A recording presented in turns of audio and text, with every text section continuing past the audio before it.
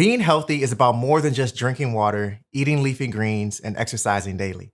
And although we naturally gravitate towards these things whenever we hear the phrase healthy habits, there are a slew of other things we can do to improve our life from a health perspective that are both easy to incorporate into our daily routine and only require a few minutes of our time.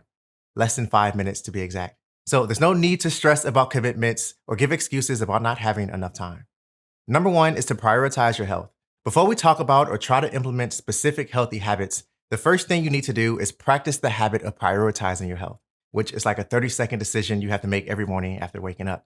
It's as simple as saying, you know what, today I'm going to prioritize my health, because if being healthy is not important to me, then it's going to be very difficult to maintain any other sort of habit, right?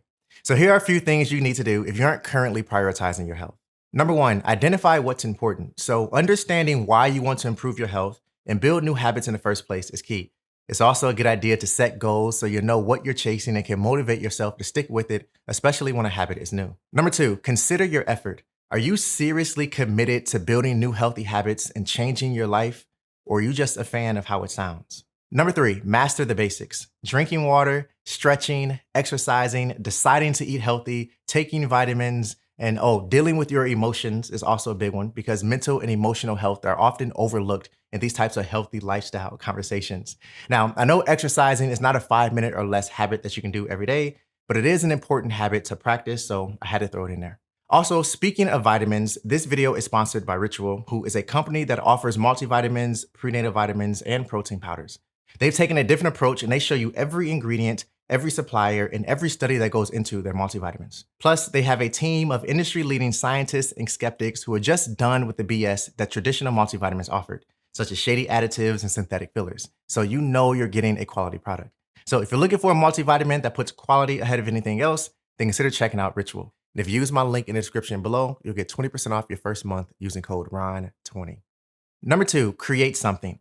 Like I just mentioned, sometimes mental and emotional health are overlooked in these types of healthy lifestyle conversations. So in an effort to not neglect this side of improving our health, I'm suggesting that we create something for 5 minutes a day. Maybe that's writing, an arts and crafts project, or combining the two into something called art journaling that I've been experimenting with lately and find pretty useful. There's also videography and photography. It can even be something as simple as creating and experimenting with a new recipe that would only take you about 5 minutes to make. So nothing too elaborate or crazy. See, the goal here, regardless of what you decide to do, is to do something that will allow you to escape, relieve stress, and express pent-up emotion. Number three is to mindfully manage your attitude. Now, this is probably the last thing you expected to hear in a conversation about healthy habits, but this is crucial to your overall health, especially mentally and emotionally, so I have to mention it. Now, to be honest, it takes less than 5 minutes a day to check yourself if you're currently carrying a negative attitude about something. Negativity should not have a place in your life or say so in your decision-making process. So check yourself regularly, 5 minutes a day, like I mentioned, whenever you find yourself having a negative attitude. And then turn that negativity into positivity the best way you can. You see, I'm a firm believer that your attitude determines your altitude. And if you have a goal to achieve something in your life, then you have to carry the right attitude.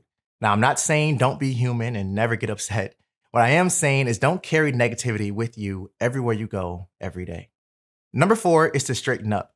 If you find yourself standing like this, or sitting like this, or like this, which I'm guilty of at times, then I want to encourage you to improve your posture. Now, here are 3 things you can do right now to help you improve your posture.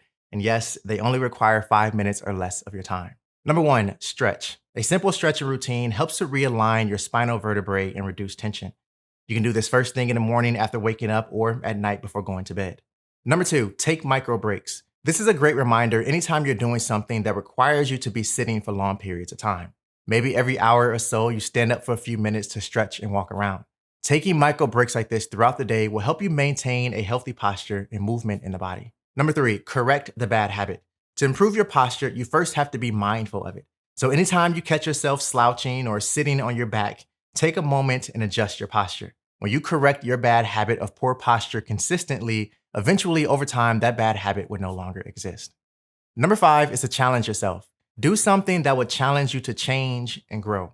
Exercising is a very common example of this because with the right workout routine, you can definitely challenge yourself, not only physically, but mentally and emotionally as well. But like I mentioned earlier, this isn't necessarily a 5-minute habit. So here are a few other things you can consider that will help you challenge yourself. Number one, puzzles and puzzle books. Puzzles are a great way to challenge your mind when it comes to problem solving and finding answers. There's also an app for just about everything nowadays. So if you don't want puzzles and books taking up physical space in your home, then opt for a problem solving or puzzle app on your phone that will help you challenge yourself. Number two, reading books. Reading is an activity that many of us have lost touch with due to the convenience of video. It's much easier to search and watch someone explain a concept than to read and study it ourselves. Now, I'm not asking you to become a bookworm or anything like that, but it is a good idea to pick up a book and read for 5 minutes or so every day. Number three is something you're probably not expecting, and that is to stand on one foot. Occasionally, whenever I'm in the kitchen making a snack or standing while talking to my wife, I'll actually stand on one foot and alternate between both feet. Sounds silly, I know, but this is an easy way for me to work on and improve my balance, which can be challenging. Number six is revamp your playlist. What are you listening to on a daily basis? How are those words, rhythms, and rhymes influencing your behavior and beliefs? You see, the things you listen to feed your mind, and your mind feeds your life. So take 5 minutes, or you can even do this while you're actively listening to music, and just revamp your playlist. Remove the old, add something new, but always be mindful of what you're listening to and how it is or can influence your life, both positively and negatively. Number seven is to wear sunscreen. This is one of those habits that we're all familiar with, but don't necessarily prioritize as often as we should. As you know, sunscreen protects your skin from the sun rays, which can help maintain healthier looking skin. Now, the key is being consistent the same way you are with brushing your teeth, for example. And you know what? I'm just going to say it. There's a myth out there that some believe that people with darker skin complexions don't have to wear sunscreen or don't have to wear it as often. That's just simply not true. So regardless of your skin tone, whether you're pale or dark or land somewhere in the middle, sunscreen is encouraged, and you should definitely start prioritizing it if you aren't already. Plus, it takes less than 5 minutes a day to put on. Number eight is to celebrate your wins. Often, whenever we set out to improve or change our lives, we only focus on the things we need to or want to change, but we rarely celebrate the success we've already had. So by taking 5 minutes here and there to celebrate you and your accomplishments, you're actually encouraging yourself to continue down this path. Whether that's decluttering, building new habits, changing your diet, paying off debt, or whatever is important to you, as you accomplish certain things and hit certain milestones, take a moment to celebrate. This is good for both your mental and emotional health, so you don't have to feel like your wheels are constantly spinning with no real return on your efforts. Number nine is deadlines and decisions. Now, again, this isn't a habit you would expect to hear in a healthy lifestyle type of conversation, but in my opinion, prioritizing deadlines and decisions can help you better manage stress. You see, when stress in our life starts to build, other parts of our life take a major hit. Our quality of sleep declines, we may not be eating properly, and the stress starts to show in our face and eyes. Now, I'm not saying that this is the holy grail solution to eliminating all stress in your life. But when you prioritize your decision making, sticking to deadlines you set, and not overcommitting yourself, that alone will take a lot off of your plate, helping you to manage your stress and improve your health. Number 10 is to develop an effective evening routine. Now, your evening routine itself is not a 5-minute habit, so I'm not going to talk about that because that's going to look very different for each of us.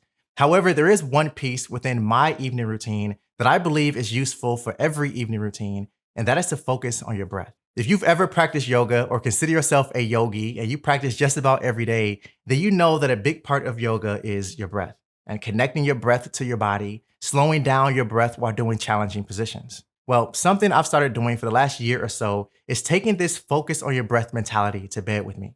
And every time I lay down to go to sleep, I do my best to tune out my racing mind and just focus on my breath. I release my tongue from the roof of my mouth, I unclench my jaw, and I just breathe.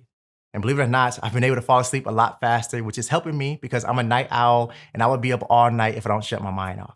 So consider giving this a try and let me know how it works out for you. Because as we all know, sleep is essential.